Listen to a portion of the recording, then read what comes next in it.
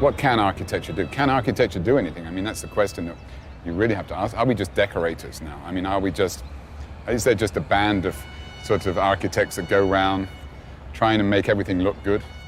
Architects have been conventionally and traditionally been handmaidens of the client. I mean, that's a very clear thing. I mean, and that's the clarity is because, I mean, you don't find any architect participating in the freedom struggle of India, for example.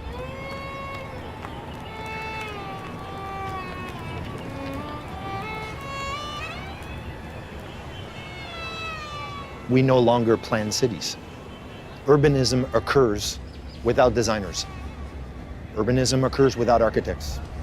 We have to find a new way to live in the city. We cannot think of these compact cities anymore, with green belts and rail lines and no cars and congestion charges. That's all fine for London. But for a maximum city, the mega cities of the South, that is not possible.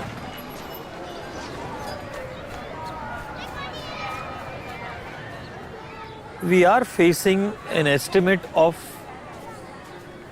another 100 million to 300 million people becoming urban in the next 30 years.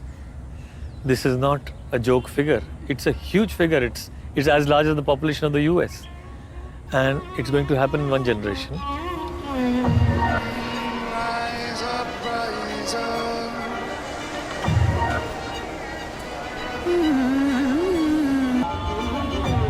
If you look at the statistics, since the last 40 years or so, the amount of people living in slums have been around 60%.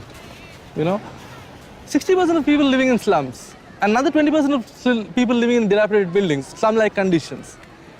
That means 80% of the city is what is informal. That means that is the city.